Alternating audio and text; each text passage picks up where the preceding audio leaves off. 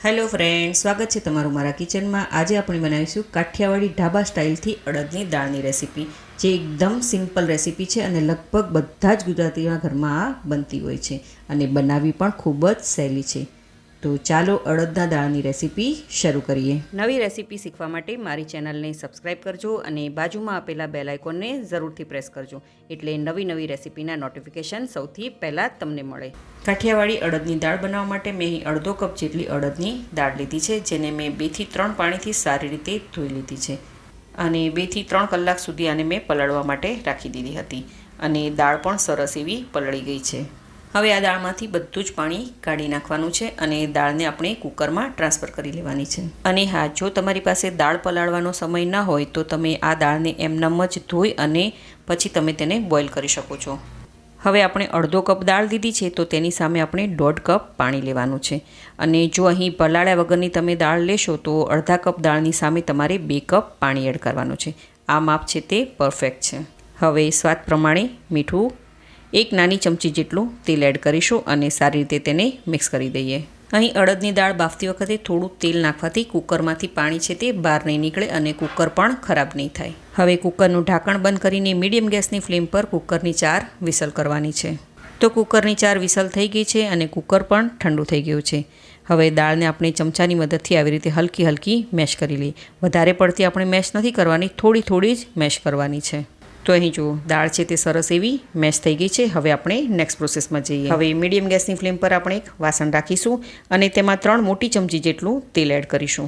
તેલ ગરમ થઈ જાય એટલે તેમાં અડધી નાની ચમચી જેટલી રાઈ, અડધી ચમચી જીરું, 2 સૂકા લાલ મરચાં, 1 તમાલપત્ર, 1 નાનો ટુકડો તજ, 2 લવિંગ, 2 લીલા મરચાંના ટુકડા અને 1 મોટી ચમચી જેટલો વાટેલું લસણ એડ કરીશું અને બધી જ વસ્તુને સારી રીતે મિક્સ કરી લઈએ, તેથી જે લસણનો કાચો ટેસ્ટ છે તે નીકળી જાય।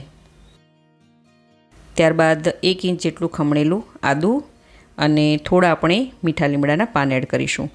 ત્યારબાદ મેં એક મીડિયમ સાઇઝની ઝીણી સુધારેલી ડુંગળી લીધી છે, તેને પણ એડ કરી લઈએ અને ડુંગળીને પણ સરસ એવી સોતે કરી લઈએ। જો તમે લસણ અથવા તો ડુંગળી ન ખાતા હોય તો તમે તેને સ્કીપ પણ કરી શકો છો।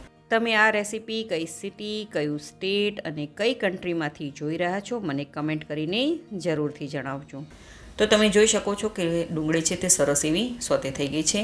હવે તેમાં એક મીડિયમ સાઇઝનું ઝીણું સુધારેલું ટામેટું એડ કરીશું અને ટામેટું જલ્દીથી કૂક થઈ જાય તો તેના માટે સ્વાદ પ્રમાણે મીઠું પણ એડ કરી દઈશું અને સારી રીતે તેને મિક્સ કરી લઈએ। મીઠું નાખવાથી ટામેટું છે તે 1 થી 2 મિનિટમાં સરસ એવું કૂક થઈ જશે। તો તમે જોઈ શકો છો કે ટામેટું છે તે સરસ એવું કૂક થઈ ગયું છે। હવે આપણે તેમાં થોડા મસાલા કરી લઈએ। અડધી નાની ચમચી હળદર પાવડર, 1 નાની ચમચી કાશ્મીરી લાલ મરચું પાવડર એડ કરીશું અને સારી રીતે તેને મિક્સ કરી લઈએ। તો અહીં બધા જ મસાલા ડુંગળી અને ટામેટાની સાથે સારી રીતે મિક્સ થઈ ગયા છે। હવે ત્યારબાદ આપણે તેમાં તો બધા જ મસાલા સરસ એવા ડુંગળી અને ટમેટા સાથે મિક્સ થઈ ગયા છે। હવે આપણે જે બાફેલી અડદની દાળને રાખી હતી તે દાળને આપણે આમાં એડ કરી દઈએ।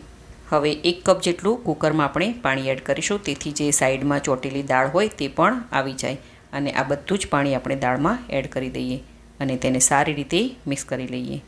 અહીં દાળની થિકનેસ તમને કેટલી પાતળી કે કેટલી ઘાટી જોઈએ છે તે પ્રમાણે તમે પાણી એડ કરજો। બસ આ દાળને આપણે 1 થી 2 મિનિટ સુધી જ કૂક કરવાનું છે અને ત્યારબાદ આપણે 1 નાની ચમચી જેટલો લીંબુનો રસ એડ કરીશું અને તેને પણ સારી રીતે મિક્સ કરી લઈએ। ખટાશ અહીં તમે તમારા ટેસ્ટ પ્રમાણે વધારે કે ઓછું કરી શકો છો। હવે લાસ્ટમાં આપણે ઝીણી સુધારેલી કોથમીર પણ એડ કરીશું અને સારી રીતે મિક્સ કરી લઈએ। તો રેડી છે આપણી એકદમ કાઠિયાવાડી ઢાબા સ્ટાઇલથી અડદની દાળ। તો ચાલો આપણે તેને ગરમ સર્વ કરી લઈએ।